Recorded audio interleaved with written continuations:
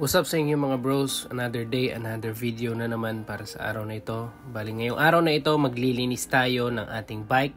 At syempre sa bahay natin linis day din tayo dahil it's holiday. Kaya yun, samahan nyo ako ngayon, maglilinis tayo. Let's go! Bigyan ko pala kayo ng konting pasilip para dun sa ating binibentang bike. So yan, for sale yan. Maya bigay ko yung details yan.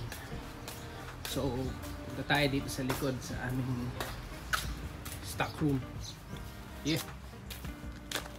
And yun, ito yung bike natin. Ito yung condition niya ngayon. Sobrang dumi nga. Yan. Hindi ko pa nalilinisan simula nung December 30. Race yun, fun race yun na MTB Tarlac yan. Sobrang dumi. Nag-crash ako. So yan. Oh, buti na lang may bike skin tayo. Right. Yun. So ipe-prepare natin to ngayon. Kasama natin bukas magra-ride sila French ng Sayote Boys. So shoutout sa inyo Sayote Boys. Yun. And see you na lang. Samahan nyo ako maglilinis ngayong umaga. Let's go. Yun, para sa mga hindi pala nakakaalam, ugaliin nating maghugas or maglinis ng ating mga bikes bago natin siya ulit gamitin para maiwasan natin ang anumang aberya na pwedeng mangyari sa ating pagra-ride. Siyempre, lagi nating ugaliing i-check lahat ng ating mga fork, rear shock, group set, brake set, at lahat ng iba pang moving parts tulad ng manubela, dropper post, at mga gulong. So yun, tapos na nating paliguan, tapos na nating hugasan. So pupunasan na natin siya. Let's go. Tuwing nagpapatuyo pala ako ng aking bike, palagi akong gumagamit ng blower para matanggal ang mga tubig sa anumang singit-singit ng bisikleta para maiwasan ko ang anumang mga kalawang na maaaring makasira sa aking bisikleta. By the way guys, Giant 29er pala ang gamit ko na bike. Next time, magbibigay ako sa inyo ng bike review. Zefal pala ang brand na aming ginagamit sa aming mga bikes upang kami makapag-chain lube. Sa ngayon, extra dry ang ating gagamitin dahil maaraw naman ang panahon. Yun, sa paglalagay ng chain lube, I suggest mag-start kayo per link. Yan. Yan. Bali gumamit tayo ng extra dry na chain lube. Kasi hindi naman umuulan. Yan. So, yan.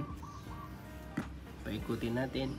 Sa paglalagay ko pala ng chain, nilalagyan ko ang loob at labas na parte ng chain para masiguradong malalagyan ko lahat. At pag alam kong pumasok na ang langis sa loob ng mga links, saka ko pupunasan lahat ng mga excess na langis para hindi ito kumalat habang nagra-ride ka. Syempre, pagkatapos natin maglinis ng ating bisikleta, hindi pwedeng mawawala ang isang maikling montage.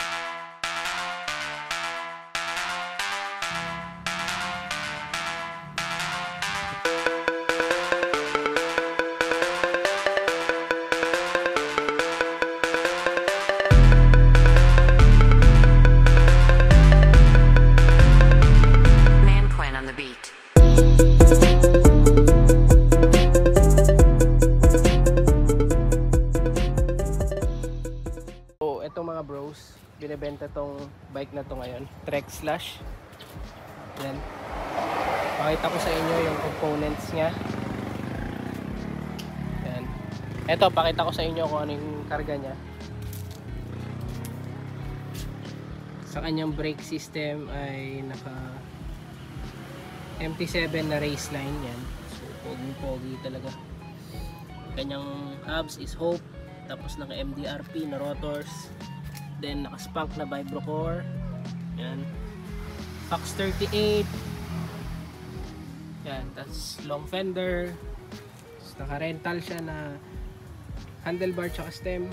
Tapos naka-nook proof na handle guard, lever guard. Naka-OD siya na grips. Yan. Tapos may granite siya na tililing. Yan. So yung cockpit niya. Then naka-Trek Slash siya na carbon. So Trek Slash 9 yan.